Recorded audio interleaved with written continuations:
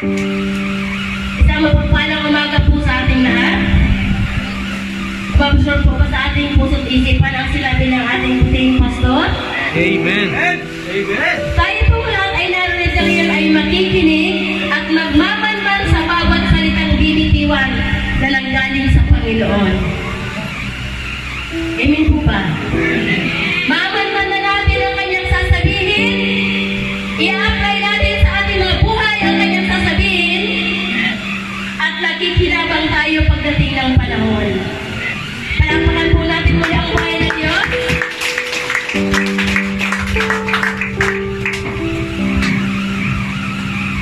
Kita niyo yung salamin ko, maganda po yan. Yan pinali ng aking pinakabutihing ako.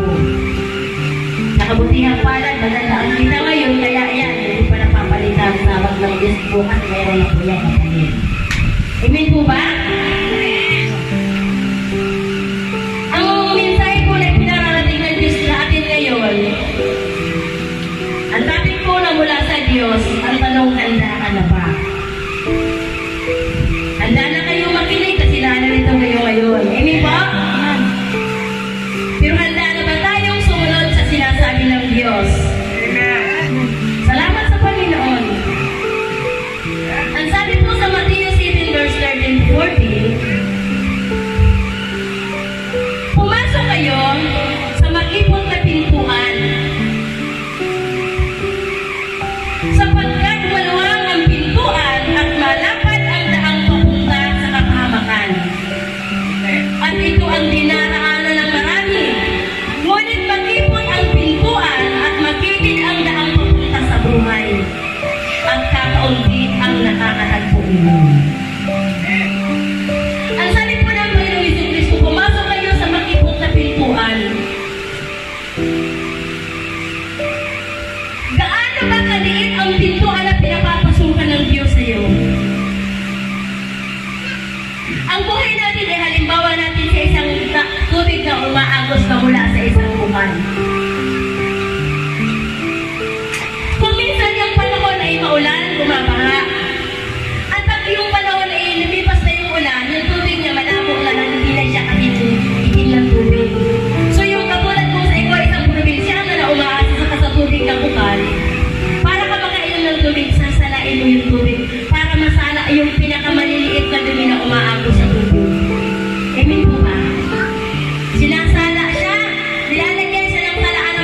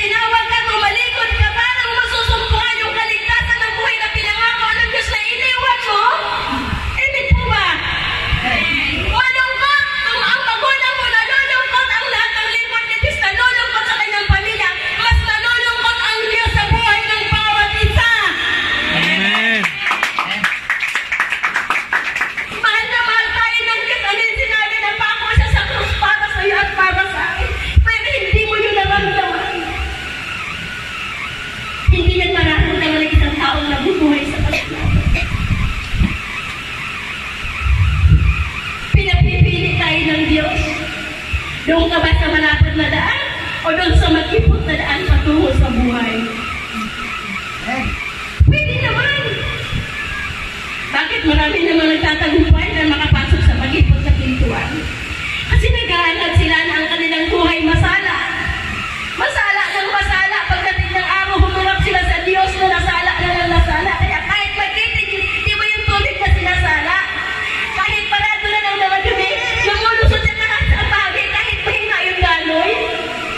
Nasubukan nyo na ba yun? Ako nasubukan ko na yun ng maraming beses kasi probinsyana po ako. Ikinukumpara ng Diyos ang buhay mo sa daan lang. Sinasala tayo ng Diyos. Di ba kaya nga may mineral water, hindi po ba? Ano yung ginagawa ng mineral? Paano natin siya mainom? Nililinis po siya. Tayo'y gustong-gusto tayong linisin ng Diyos. Kahit mag-ipon siya, kahit pumasok ka. Paano ka papasok kung marami kang dala? Dala mo yung lahat ng problema mo. Problema mo dahil hindi ka nagsumusunod sa Diyos. Kaya lahat ng problema, imbes na iwanan mo sa Diyos, ikaw yung nagpapasan-ubahan na. Hindi po. Maraming bata pa ngayong kumana. Pinasa na yung maraming bagay, imbes na iniwan sa Diyos para payapa siyang nabubuhay at makapaglingkod siya, sumunod siya ng payapa at makadaan siya sa magiging kadaan. Masigit siya kahit anong gawin niya. Bakit humok na sa dinalan ng mga lahat ng kasalanan, problema sa buhay? Pinagdadaya tayo ng Diyos. Amen po? Bakit may malapad na daan? Kasi ang buhay natin hindi lang naman para sa langit. Mayroon para doon sa ilalim ng lupa. Amen po ba? Hindi tayo nagpibiro ang Diyos sa sinasabi niya sa atin. Hindi siya nagpibiro. Nabubuhay ka ngayon, masaya ka. Pero akala mo buhay ka, pero sa tingin ng Diyos, patay ka pala. Ang saya-saya ng pamilya natin, nagtatawa na, nagbibidyo, okay, nagiinuman sila lahat. Nagbe-birthday sila, ang saya-saya nila. Tinulungan sila lang sa akali nila, buhay sila kasi nag-birthday sila, patay ko na sila sa tingin ng Diyos. Alam na alam mo, wala kang ginawa. Bakit? Kung yung sarili mo ba, hindi mo madala sa Diyos para sila maginan, paano na lang sila? Amen po ba? Amen. Naunawaan po ba natin? Amen.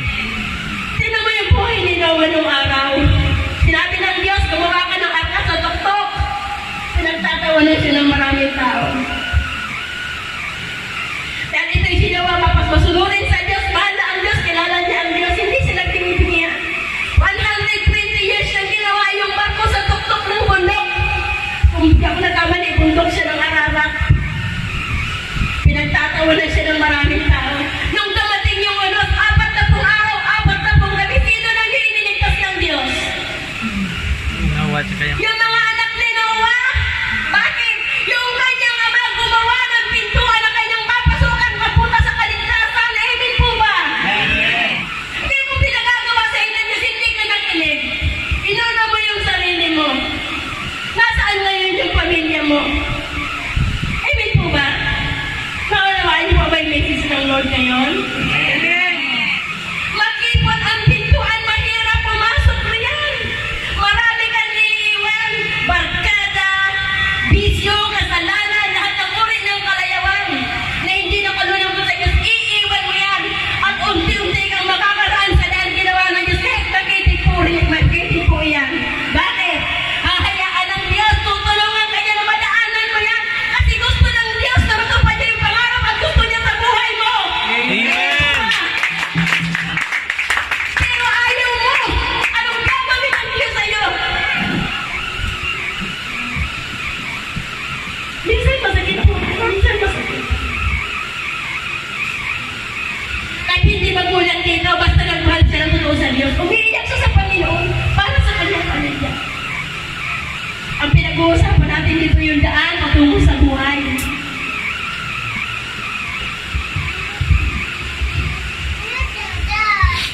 Hindi po ba? Ang sabi niya rito, sapagkat maluwang ang pintuan at malapad ang daan patungo sa kapahamakan. At ito ang dinaraanan ng marami.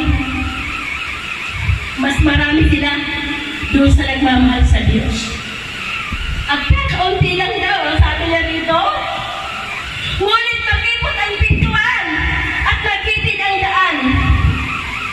sabi niya, papunta sa buhay at kakaunti ang nakakatagpo niyon.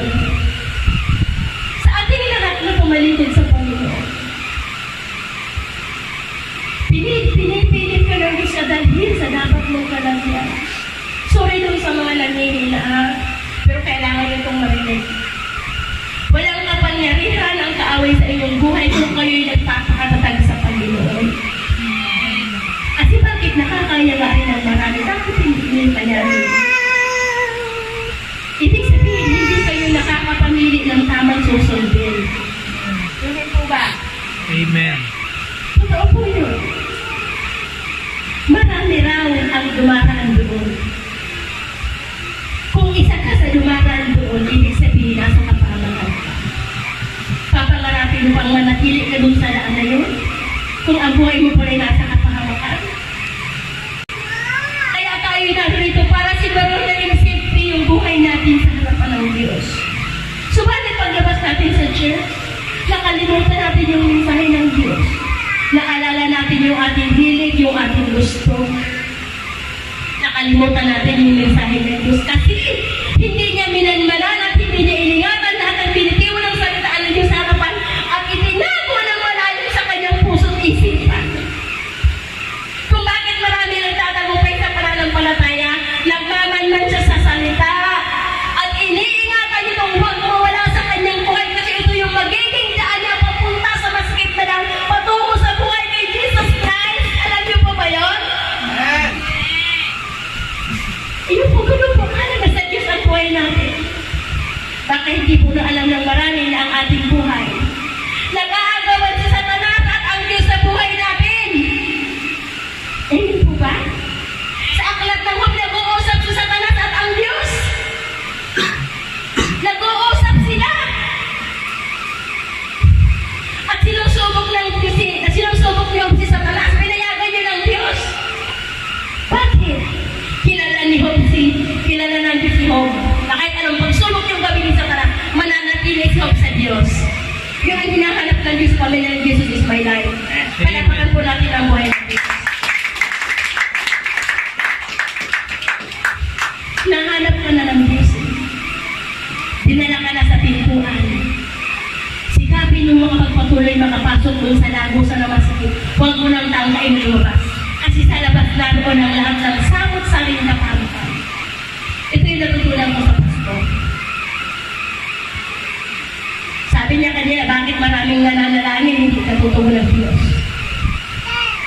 At sabi niya, natutunan ko sa kanya, ito ang Diyos, ito ka, at ito ang kasalanan, ito ako, ito ang kasalanan naroon ng Diyos. Umin po. Itong kasalanan na ito, na nakaharang sa buhay mo, dahil hindi ka umaalis sa kasalanan, nananatili ka sa ilalim ng kasalanan, ano man yung mga dalangin mo sa Diyos? Amen. Pag nanalangin ka patungo sa Diyos, umabang ka din sa kasalanan. Yung prayer mo, hanggang doon lang. Bagamat narinig ka ng Diyos, hindi ka makasagot kasi yung sagot ng Diyos. Nagbabanggaan sila. Amen po ba? Nakuha niyo po ba? Amen. Kung yung kasalanan niyo, bumabang sa pananalangin, iwanan mo yung kasalanan para dumiretso siya sa Diyos. Amen. Salamat. Nakuha niyo po ba? Kung yung malapad na pintuan ang kapamakan ang hinamahan mo ngayong talikuran, pumunta ka sa makinig na pintuan, pumasok ka riyan kahit mahirap yan, sasamahan ka ng Diyos. Amen. Purihin ang Panginoon. Hindi ko to sasabihin sa inyo kung hindi ko to pinagdadaanan. Malao ng panahon. Wala nang nakilala ko si Jesus Christ. Maraming ganun. Pero dahil nagmahal ako sa Diyos, umasa ako sa Diyos ni aking pamilya, darating ang panahon na nakakapasok sila sa makipot na pintuan. Tiniis ko natin pagtulig sa pangalimos lahat ng pangit na salita. Nilunod ko yan at tumiyak ako sa Diyos. Pero sa Diyos ang kapuyan namin ko ako umalis. Amen. Natutuwa ako sa Diyos. Kasi kung kaya ng iba, bakit hindi nyo kaya? Huwag kayong padala sa mga udyok ng kasalanan kasi sa kapabakan kayo nang dadaling na mga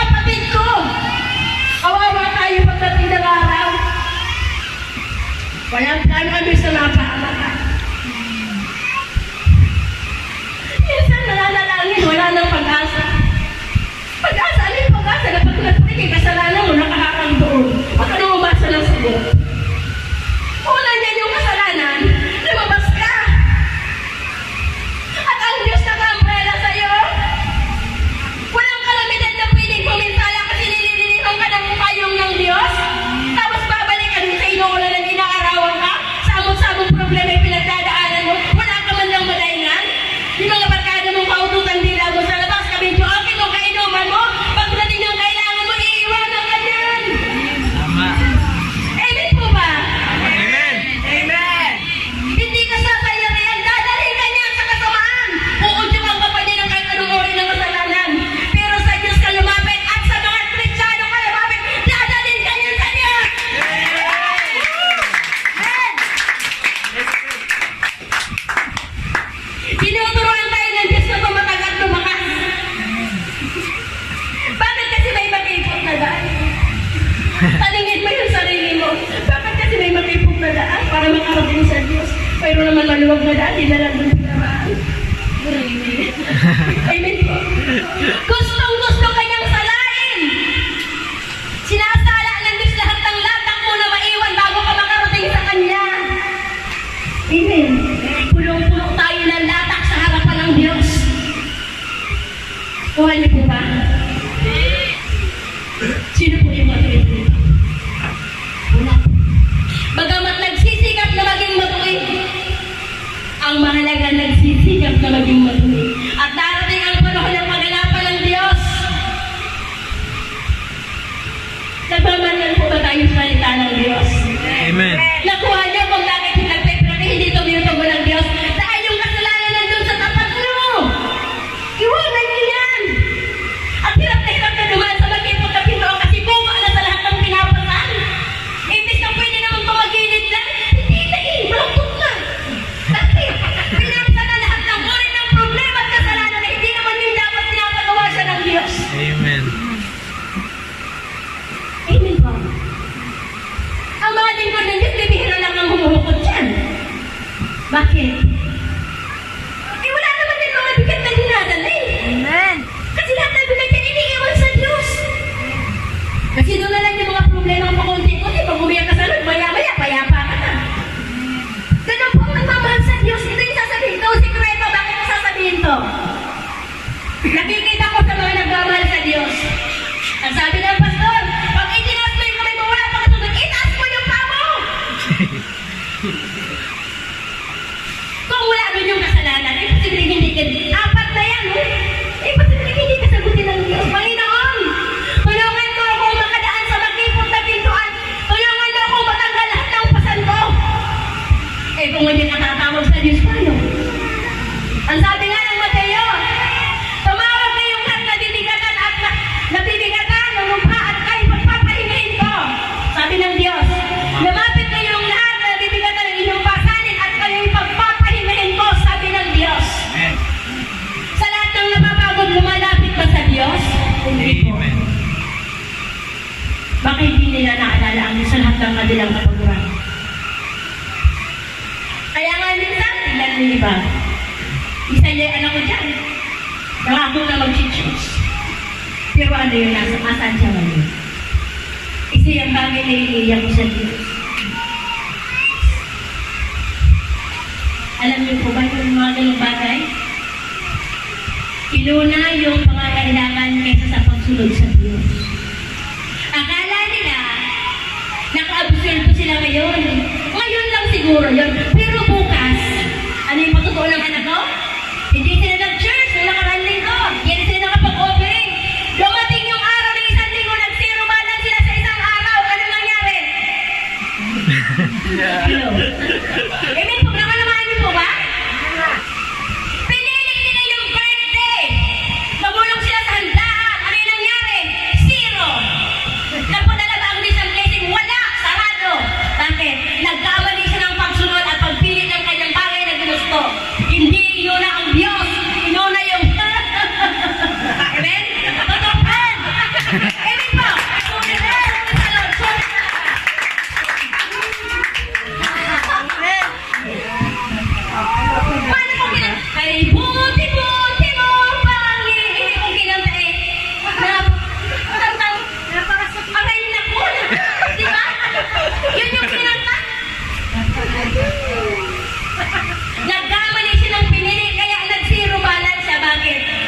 nandun ang Diyos sa panahon ng kanyang kailangan at nagkamali na siya.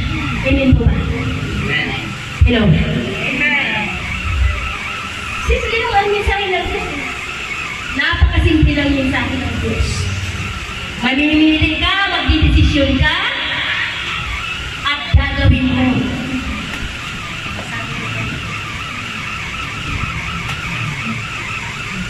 Pero, minsan, alam niyo pa ba, minsan, share ko lang, hindi ako nakapagpasalamat kanina. Sasamantalay ko.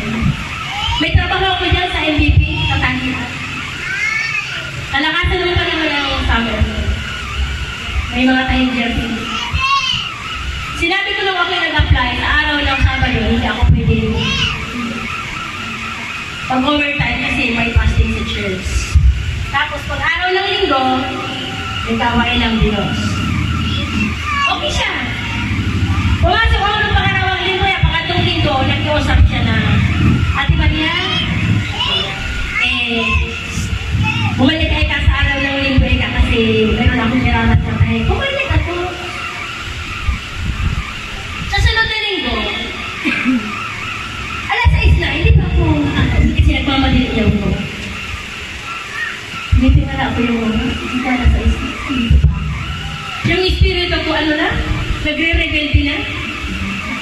Tapos, yung balik niya huli, 6:50 na, tumutulong na yung luha ko, tinitingnan niya ako. Nung nakatigang tumuti ako sa salita. Bumalik siya sa loob. Bakit ka umiyak sa akin? Naalam ko siya. Ate, bakit ka umiyak? Hindi ko pa alam na nag-usap tayo yung 6 o'clock dapat nasa na church na ako. Pero anong ginawa mo? Narito ako ngayon. Sabi ko sa kanya. Kaya ako yung tauhan ha. Pero makasaan loob ko, bakit? Ako yung anak ng Diyos, hindi naman siya eh. Amen. Amen po ba? Amo kita sa lupa, pero may agaw ko sa Diyos at hawak ako ng Diyos. Amen ba? Sabi niya, sabi ko sa kanya, anong oras ba talaga? Kailan ba talaga kukunin tong mga damit na pinararas mo sa akin? Matigas yung tinig ko. Teka lang ate.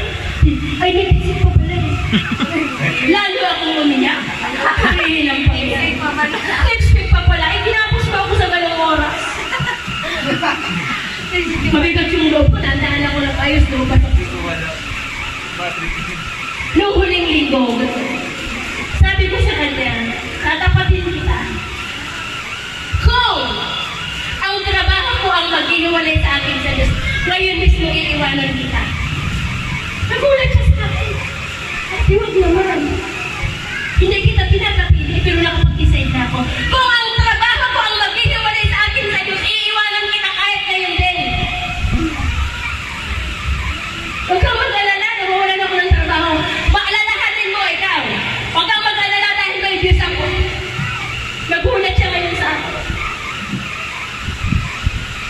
Mula ng araw na yung tinandaan niya yun, hindi na ako magtatrabaho ng report, hindi ako maliliit ng araw ng Huwebes ay Sabado. Amo ko siya, pero ako'y nag-utos sa kanya na gawin niya yung para sa akin dahil sa Diyos. Amen. Nahirapan ba ako? Hindi ako nahirapan! Siya yung nag-aya sa kanyang sarili para abutin niya yung pagmamahal ko sa Diyos na hindi niya kayang gawin sa iba. Amen po ba? Pero yung iba ginagawa niya yun hindi na makikita nila sa sobrang pagod. Hindi na makita yung tinatahe. Pero ako, malaya ako sa Diyos. Bakit? Mayroong Diyos! Yan lang, halip lang pilihan lang ang buhay. Nagutom ba ako? At baba ako pa naman ah. Oh. Amen po ba? Tinitingnan ka ng Diyos sa desisyon mo bago kanya tulungan. Tinutulungan ka ng Diyos, ayaw mo pa umakbang. Tuloy, nasasarahan yun daan, kakatraso na lang. Amen po ba? Okay. At ang sabi niya, di ba, handa na ba kayo? Dapat daw ang Diyos. Dapat naman talaga ang Diyos kahit kailan. Hindi siya nagpabaya kahit kailan. Katulad ng patutuo ni Kuya DJ kanina, Amen. ang batang DJ nakaka-bless. Sino ba yung pamilya nitong batang dito? Ano yung patutuo niya? Nag-pray silang lahat pag alis ng batang pasyente. Sumagot po ba ang Diyos? Amen. Sinagot po lang po natin ang Diyos. Sinagot po ng Diyos eh. Hindi ba nakakahamon? Kung sumasagot ang Diyos, kanina ka papupunta doon sa sumasagot. Hindi doon sa tumatanggi. Eh, di ba? Tama po ba riyan? Amen. Sinsya na kayo, hindi po ako nagagalit. Ganun po talaga ako pag nakakabasa ng verse. Eh. Sabi po sa unang Korinto, basahin po natin ito. Unang Korinto, verse 9 verse 27. Subalit, pinahihirapan ko ang aking katawan at sinusupit ito. Makinig kong mabuti. Subalit, pinahihirapan ko ang aking katawan at sinusupit ito.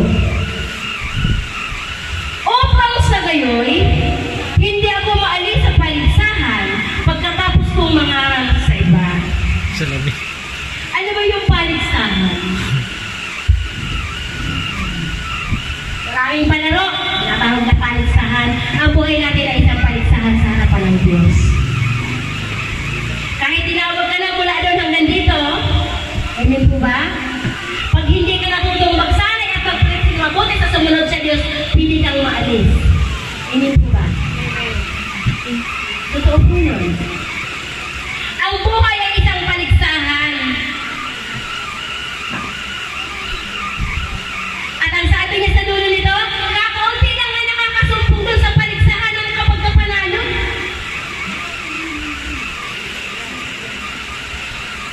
Kung bakit ka nalalagay sa isang paligsahan, tinitraining ka.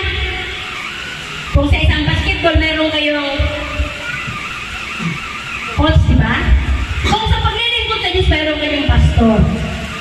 Tinitraining ka ng pastor, tinuturuan ka ng pastor, ano yung kailangan gawin, ano yung kailangan sulit, ano yung kailangan ayusin. Kasi ang buhay mo isang paligsahan sa harapan ng Diyos. Pero, pag hindi mo yan sinunod at hindi ka gumanap riyan, hindi maalis ka, ma-disqualify ka sa paligsahan. Amen po ba? Naunawaan niyo po ba? Amen.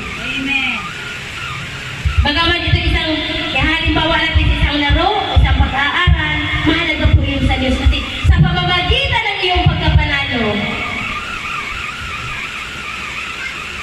ano ba yung turunan ng tao na naglilingkod sa Diyos? Di ba si Jesus Christ?